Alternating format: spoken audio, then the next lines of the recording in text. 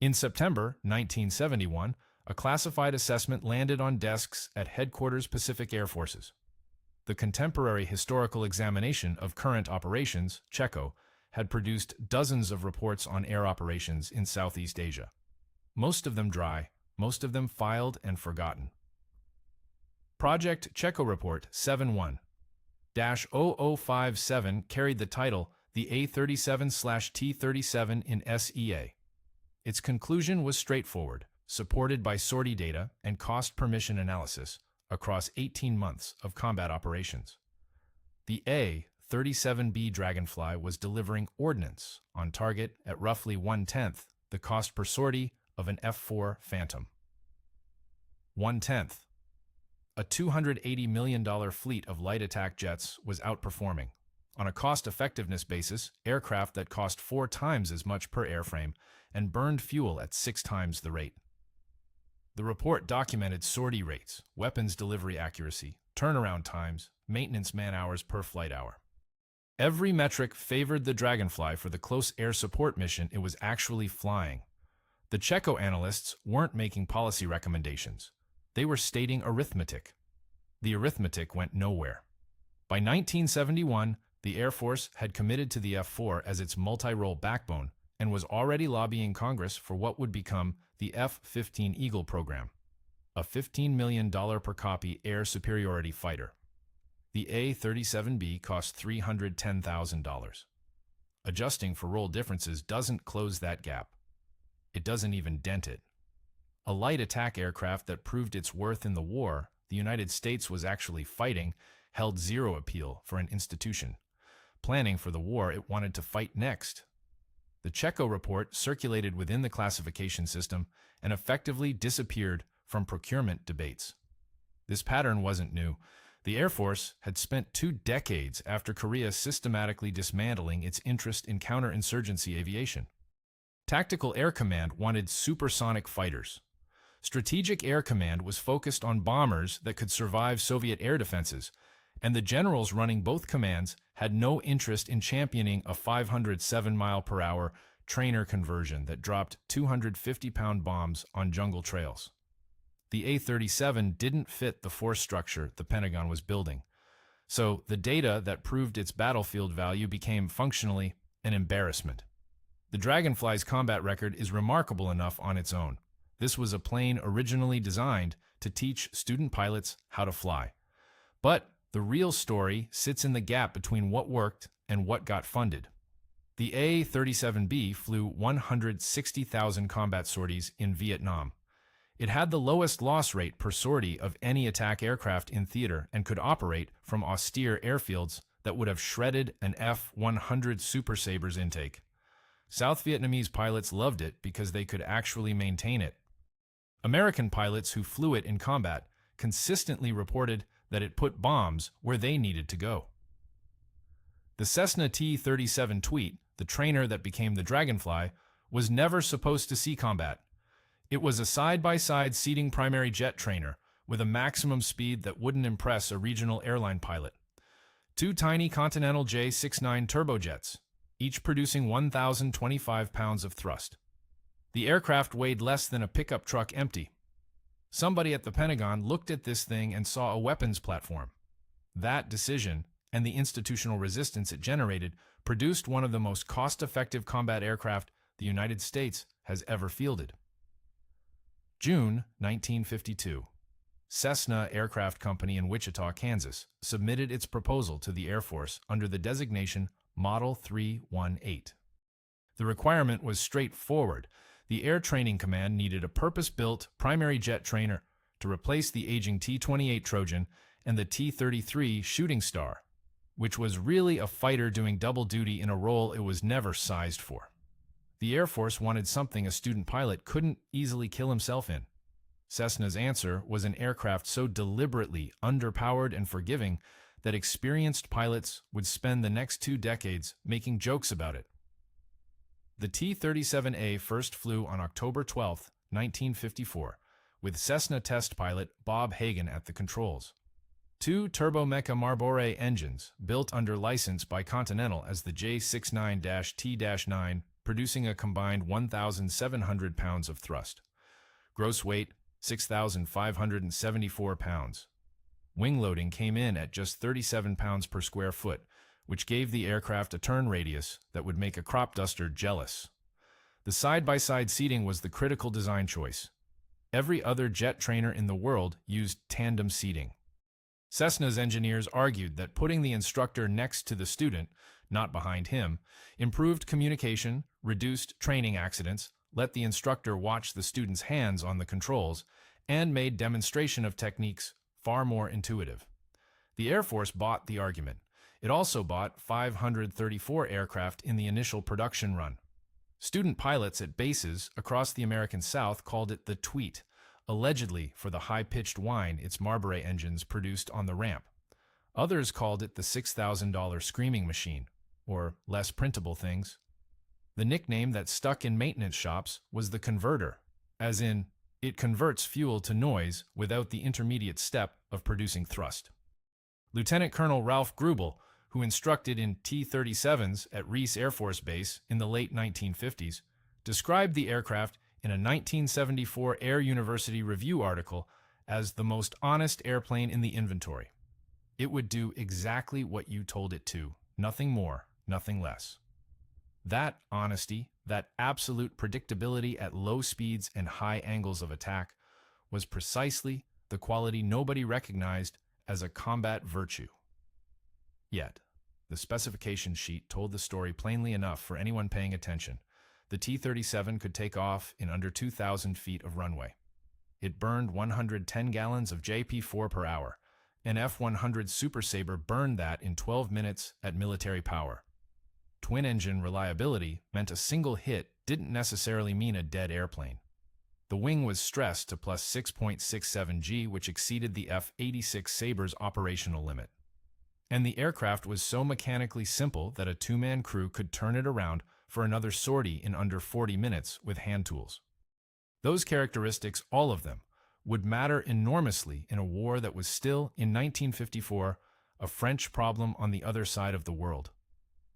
The heat at Bien Hoa Air Base in August 1967 bent the air above the taxiways into liquid.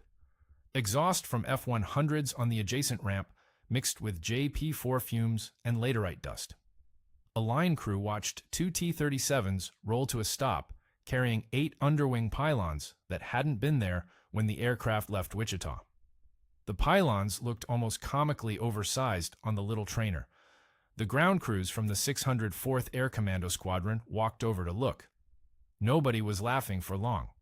Project Combat Dragon was the brainchild of the Special Air Warfare Center at Eglin Air Force Base, and it existed because a small cadre of officers, most of them veterans of counterinsurgency operations, had been arguing since 1961 that the Air Force needed a dedicated light attack platform. The concept was simple to the point of being insulting to the fighter community. Take the cheapest jet airframe in the inventory, hang weapons on it, send it where the shooting is, and see what happens. Secretary of Defense Robert McNamara's Systems Analysis Office had been pushing cost-effectiveness metrics on a service that didn't want to hear them. Combat Dragon gave both sides data they could use. Cessna modified 39 T-37Bs under the YAT-37D designation, later redesignated O-37A. The changes were substantial, but not exotic. Wingtip fuel tanks boosted range. 8 underwing hardpoints could carry a combined 2,680 pounds of ordnance. Bombs, rocket pods, napalm canisters, gun pods. A minigun went into the forward fuselage, and the J-69 engines were replaced with General Electric J-85-GE-5 turbojets, each producing 2,400 pounds of thrust. The difference was immediate. The power-to-weight ratio jumped by 60%, and the Dragonfly, as pilots were already calling it, could now haul a meaningful weapons load off a 4,000-foot strip in tropical heat. Between August and December 1967, Combat Dragon, a 37, as flew 4,928 combat sorties from Bien Hoa. Loss rate: 1 aircraft to enemy ground fire. 1. An F-105. Thunder Chief Squadron operating from Tockley during the same period lost aircraft at roughly 40 times that rate per sortie, though the mission profiles differed enormously. Nobody was sending A-37s over Hanoi. The comparison is imperfect, and everyone involved knew it. The Special Air Warfare Center's final evaluation noted that the A-37A demonstrated an operational capability in the counterinsurgency role that significantly exceeds pre-deployment projections. Bureaucratic language for, "This thing works better than anyone expected, and now somebody has to decide what to do about it." March 1968. Cessna's Wichita production line rolled the first A-37B off the floor, serial 68-7896, and the differences from the Combat Dragon A-37As were more than incremental. The J-85-GE-17 A engines each produced 2,850 pounds of thrust, a 19% bump over the A-37A's power plant. Combined with structural reinforcements to the wing spar and fuselage longerons, the B model could now carry 5,680 pounds of external stores across those 8 hardpoints. Gross takeoff weight climbed to 14,000 pounds, more than double the empty T-37 trainer it descended from. Cessna built 577 of them, and the Air Force couldn't get them to Southeast Asia fast enough. The weapons integration made the mission profile obvious. The GAU-2B/A minigun sat in the forward fuselage, fed by a 1,500-round ammunition drum, cycling at 3,000 rounds per minute. At typical slant ranges in a 20-degree dive, the minigun put an 80-foot-long cone of 7.62 mm fire onto a target area roughly the size of a tennis court. The 8 underwing pylons accepted every piece of tactical ordnance in the inventory below 750 pounds. Mark 81 and Mark 82 bombs, BLU 32 napalm canisters, SUU 14 bomblet dispensers, LAU 59 rocket pods carrying 7 2.75-inch folding fin aerial rockets each. A typical close air support loadout was 4 Mark 82 500-pounders, 2 rocket pods, 2 external fuel tanks, plus the minigun. Total cost of that ordnance package, roughly $1,200. An F-4 Phantom carrying a comparable weight of bombs burned more than $1,200 in fuel just taxiing to the runway. The operational numbers from 1968 through 1972 made the strongest argument. The 604th Special Operations Squadron at Nakhon Phanom and the 8th Special Operations Squadron at Bien Hoa maintained mission-capable rates above 80%, consistently higher than any other attack platform in theater. Turnaround time between sorties averaged 22 minutes with a 4-man ground crew. An F-100 needed 90 minutes and a crew of 12. The A-37B's combat radius on internal fuel, plus 2 100-gallon drop tanks, was 230 nautical miles, which covered most tactical targets in 3 and 4 Corps from Bien Hoa. Loiter time over the target area ran 90 minutes on a typical profile. Forward air controllers working with A-37s could call for a second pass almost before the smoke cleared from the first. Survivability was supposed to kill the program.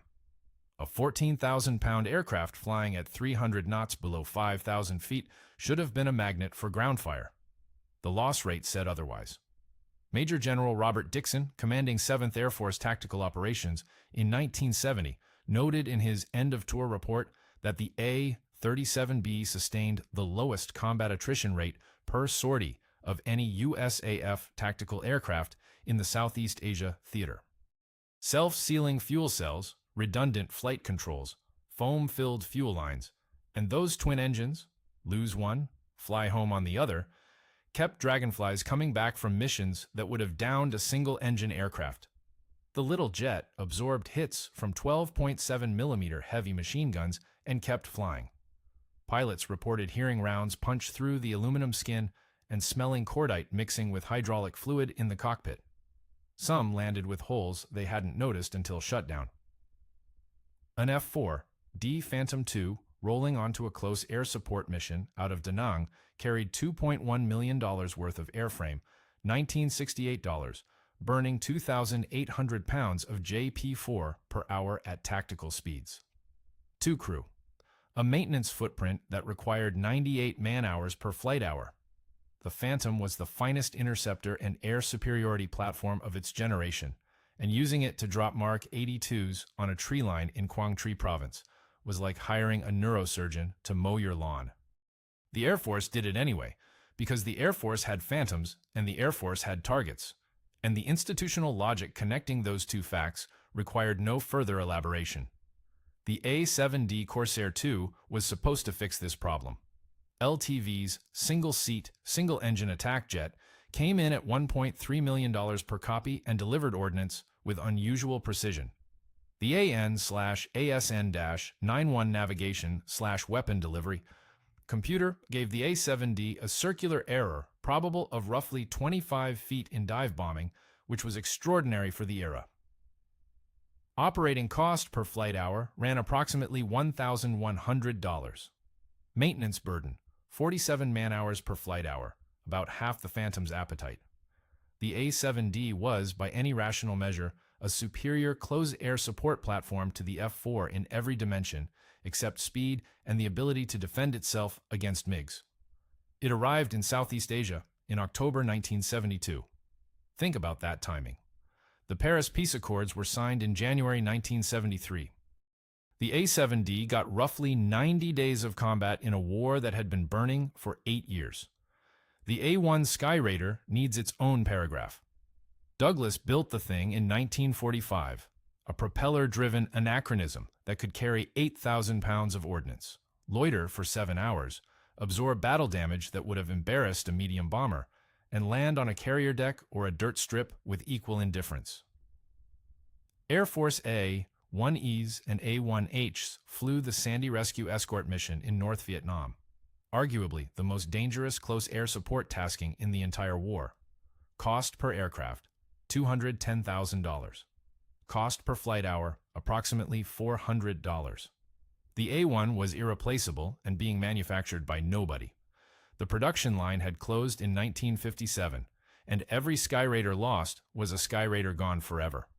By 1968, airframe fatigue and attrition were eating the fleet alive. So the real comparison framework looked like this. The F-4D cost $2.1 million and $2,600 per flight hour. The A-7D cost $1.3 million and $1,100 per flight hour. The A-1 cost $210,000 and $400 per flight hour, but was functionally extinct. The A-37B cost $280,000 and $490 per flight hour, and Cessna could build them as fast as the Air Force could write purchase orders. Cost per enemy killed is a metric that makes people uncomfortable. The Pentagon calculated it anyway. In 1969, the Air Force Comptroller's Office ran the numbers across all tactical air platforms operating in South Vietnam, and the A-37B came in at roughly 1/7 the cost per sortie of the F-4D on comparable close air support missions. 1/7. The Dragonfly delivered fewer pounds of ordnance per pass, flew slower, carried less fuel, and lacked the Phantom's sophisticated radar and weapons computer. None of that mattered in a war where the typical target was a bunker complex under triple canopy, engaged at ranges measured in hundreds of meters from friendly troops. Maintenance man-hours per flight hour told the real story of operational tempo. The A-37B required 11 man-hours. The F-100D Super Sabre, the workhorse CAS platform through 1970, demanded 24. The F-4D 898. A single A-37B maintenance team of 4 enlisted personnel could turn the aircraft, rearm it, refuel it, and launch it again in 22 minutes. During the 1968 Tet Offensive, A-37Bs at Bien Hoa flew 6 sorties per aircraft per day. 6. An F-100 squadron considered 3 a stretch. Accuracy on target was harder to quantify, and the data gets murky here. Bomb damage assessment in triple canopy jungle was more art than science. Forward air controllers consistently rated a 37B ordnance delivery as equal to or better than the F-100D on marked targets below 5,000 feet, AGL. The Dragonfly's slower approach speed, 300 knots versus the F-100's 450, gave pilots an extra 2 to 3 seconds of visual acquisition time on each pass. In close air support, where the difference between friendly and enemy positions might be 50 meters of rice paddy, those seconds mattered more than anything in the avionics package.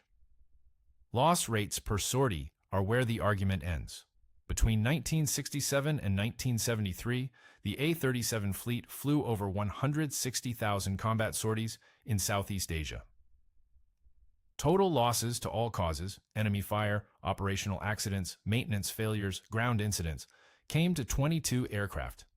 The F-100D, flying a comparable mission profile in comparable threat environments, lost 243 aircraft in 360,283 sorties.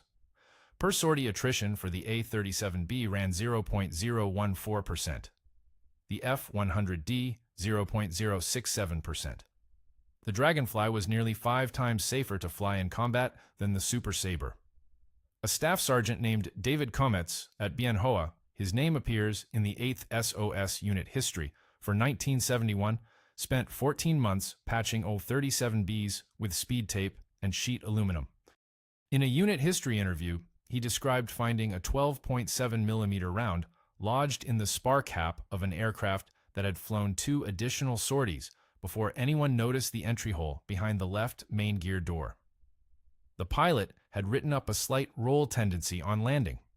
That was it, a slight roll tendency.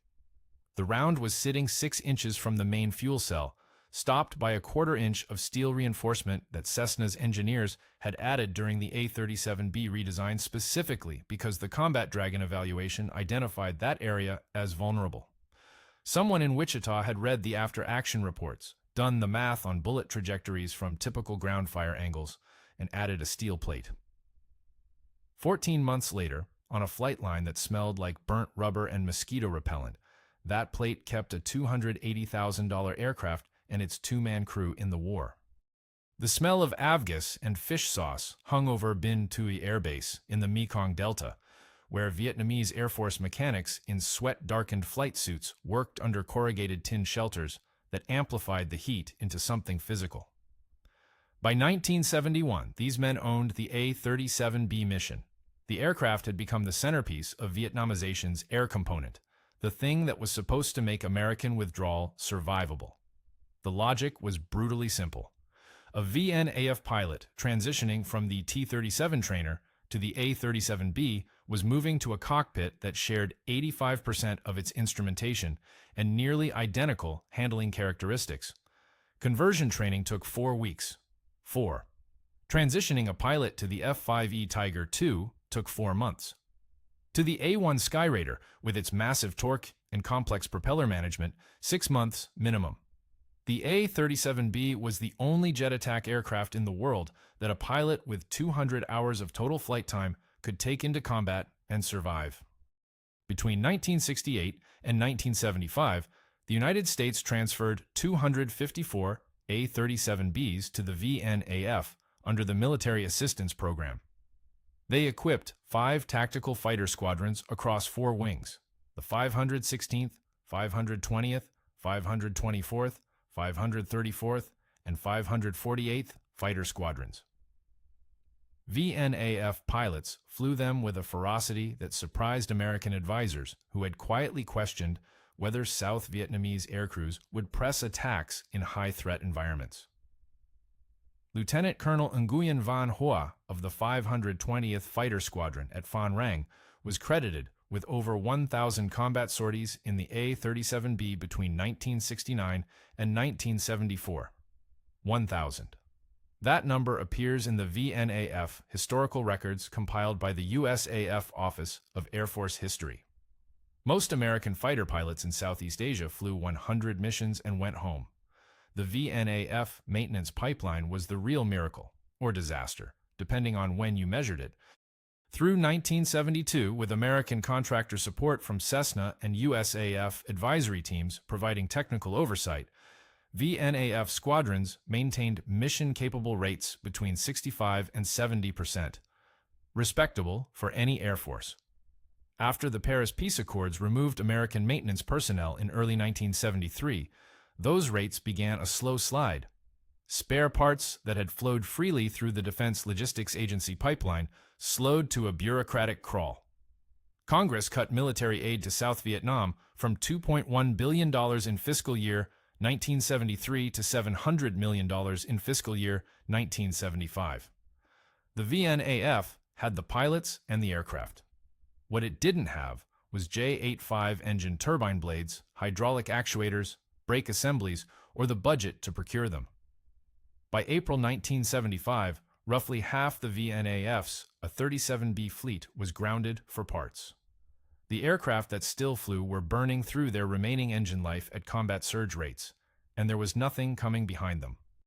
On April 8, 1975, VNAF First Lieutenant Nguyen Thanh Trung, a communist agent who had infiltrated the South Vietnamese military years earlier, took off from Bien Hoa in an A-37B loaded with Mark 82 bombs and attacked the presidential palace in Saigon. He missed the building. The bombs cratered the lawn and shattered windows. It didn't matter that he missed. 21 days later, North Vietnamese tanks rolled through the gates of that same palace.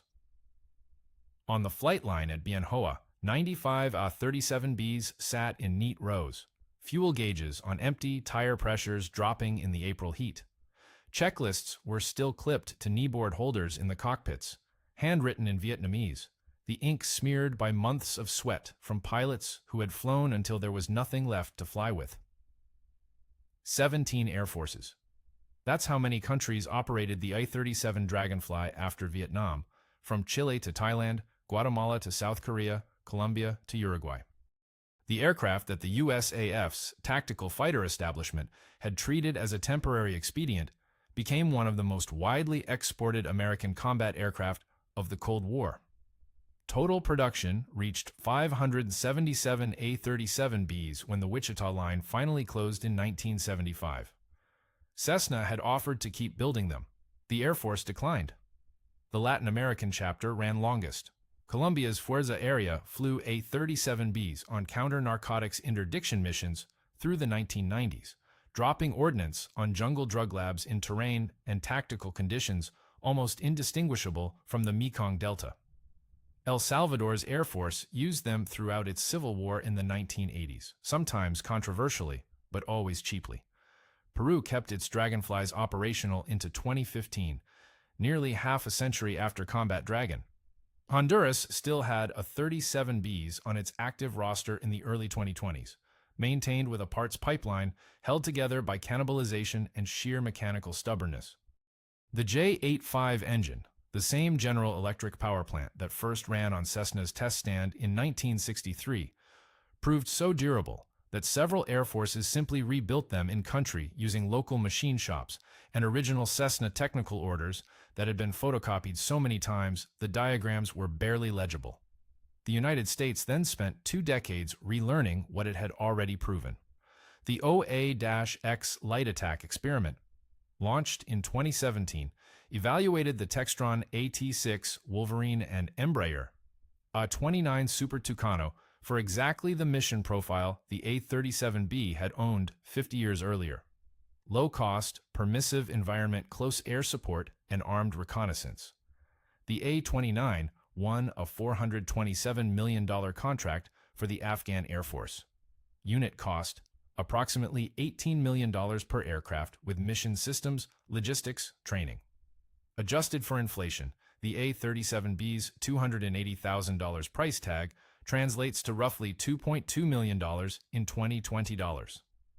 The Super Tucano carries less ordnance on fewer hardpoints. Air Force Chief of Staff General David Goldfein told the Senate Appropriations Committee in 2018 that light attack represented a more affordable way to fight. The CHECO Report from September 1971 had said something remarkably similar, in almost identical language, to an audience that filed it and moved on. That CHECO Report, the one that landed on desks at Headquarters Pacific Air Forces and changed nothing, still exists in the Air Force Historical Research Agency archives at Maxwell Air Force Base, Alabama. It is 84 pages long. Its classification was downgraded to unclassified in 1981. The document reference number is CHECO Report 71-0048. Researchers can request it through standard archival procedures. Most don't.